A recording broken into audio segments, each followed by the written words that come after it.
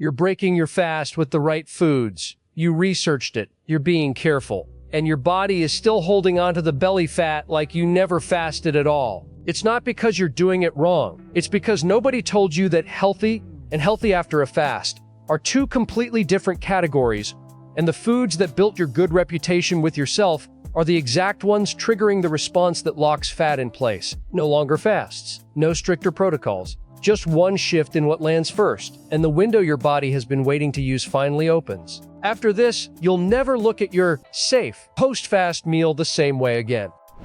I've seen this pattern more times than I can count. Guy fasts consistently, does the hours, stays disciplined, and then breaks the fast with something that looks responsible, feels responsible, and quietly undoes most of what the fast was building toward. Not because he's lazy, not because he cheated, because the information he had was incomplete. So let me show you what's actually happening in your body right before you eat, because once you see it, the rest of this makes immediate sense. Right before you break your fast, your body is in a very specific state. Insulin, think of it as your body's storage signal. The hormone that tells your cells to hold on to things is at its lowest point of the day. Fat cells are unlocked. Your liver has been quietly pulling from stored fat for hours to keep you running. Think of it like a vault that took 16 hours to crack open.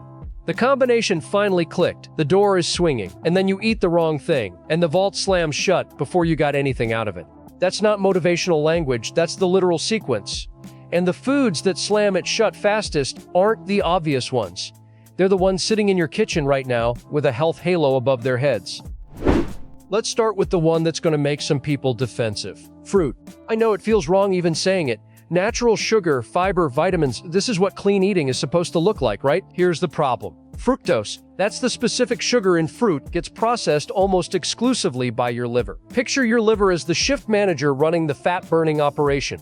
It's been working that shift for 16 hours, doing exactly what you wanted it to do. The moment a concentrated hit of fructose walks in, the shift manager drops everything and switches to processing sugar instead.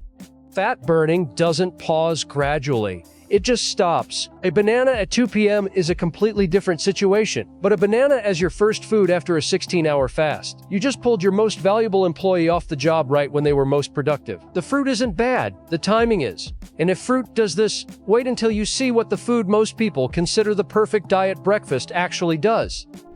Oats and complex carbs. This one's harder to argue against because the logic sounds airtight. Complex carbs, slow digestion, sustained energy. What's the issue? Here's where it gets interesting, and this is the part most people have never had explained to them. After a fast, your insulin sensitivity is at its peak. Think of it this way. Normally your cells respond to insulin like a door with a stiff lock, but after fasting, that lock is freshly oiled. The door swings open at the slightest touch. Your body is so primed to respond to carbohydrates that even a modest amount triggers a stronger insulin response than it would at any other point in your day. So the slow carb that wouldn't do much damage mid-afternoon does considerably more damage as meal number one. The very thing that makes fasting so powerful for your metabolism, that peak sensitivity, is also what makes carbs hit harder right after. You're not imagining it when hunger comes back 90 minutes after oatmeal. Your body responded harder than it was supposed to. And now it wants more. Ever had that happen and blamed your willpower? It wasn't willpower. It was timing. Smoothies feel different, right? You made it yourself. You put spinach in it. There's protein powder in there. This one should be fine. I hear this all the time. And I understand it. When you're putting effort into what you eat, it feels like the effort should count for something metabolically. But here's the thing your blender isn't telling you. When you blend fruit, the fiber that naturally slows sugar absorption gets mechanically broken down into something far less effective. The structural integrity of the food, the thing that makes a whole apple digest slowly, gets destroyed in about 45 seconds. What comes out is a drink that hits your bloodstream significantly faster than the same ingredients eaten whole. Add banana, mango, oat milk, and a scoop of protein, and what feels like a clean, intentional breakfast is actually one of the most aggressive insulin triggers you could have designed. Your body doesn't grade you on effort. It only responds to what arrived and how fast. And right after a fast, speed is exactly the problem. Now, this next part is the one most people genuinely don't see coming, because it involves a food that's been sitting in the diet section of every grocery store for decades. Low-fat yogurt is one of the great metabolic scams of the last 30 years. And I say that with full confidence. When food companies removed fat from dairy, they removed the thing that slows digestion, moderates the insulin response, and keeps you full. Fat is what makes food behave in the body. Without it, what's left is a product that's higher in lactose, milk sugar, and almost always loaded with added sugar or fruit flavoring to replace the taste that fat was providing. So you went from a food that digests slowly and keeps insulin steady to a food that digests quickly, spikes insulin, and leaves you hungry again before lunch. And you paid extra for it because it said light on the label. Plain full-fat Greek yogurt is a completely different conversation. That one actually works well after a fast. But the strawberry low-fat version in the colorful container, after 16 hours of fasting, that's one of the fastest ways to undo the morning before it starts. Here's the one I promised you earlier. Ready? Rice cakes have one of the highest glycemic indexes of any food you can eat, higher than white bread, higher than a Snickers bar by some measures, and they've been sold as a diet staple since the 90s.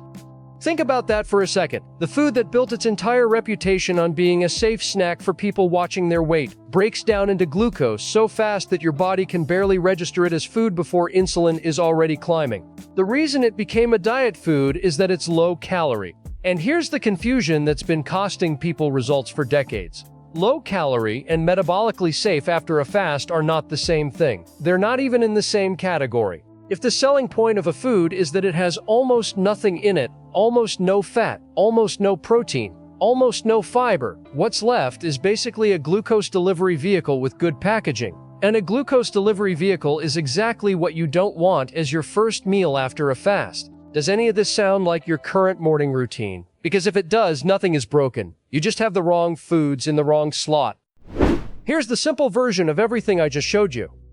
After a fast, your body needs a reason to stay in the metabolic state it spent hours reaching. The foods that aren't special or expensive. They're just the ones that don't spike insulin hard enough to flip the switch. Protein does this. Specifically, protein paired with fat. Eggs, salmon, sardines, full-fat Greek yogurt without the added sugar.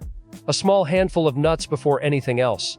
These foods signal to your body that feeding has begun, without slamming the fat-burning window shut. Fruit, oats, smoothies, those aren't banned. They can come an hour into eating, once the insulin environment has already shifted, and a glucose response does far less damage. But first, let protein and fat lead every single time. Everything I just covered, it's all broken down in the pinned comment. The list ready to use tomorrow morning. If you want to keep building on this without having to figure it out piece by piece on your own, subscribe. This is what we do here. This works best as part of a lifestyle where you're also eating in a reasonable calorie range and moving your body. This isn't magic. It's just removing the one thing that was quietly canceling your work every morning. You didn't fail at fasting. You were handed a set of healthy rules that weren't built for the specific window you were eating in. Nobody told you the window existed. Nobody explained what the body is actually doing right before you eat. So you made the best choices you had, and they happen to be the wrong ones for this particular moment. Now you know the window, now you know what closes it, and the adjustment costs you nothing. No new protocol, no longer fast, no different schedule, just a different first food. That stops today. This video is for informational purposes only. Always consult a healthcare professional before making significant changes to your diet or eating patterns, especially if you have any existing health condition.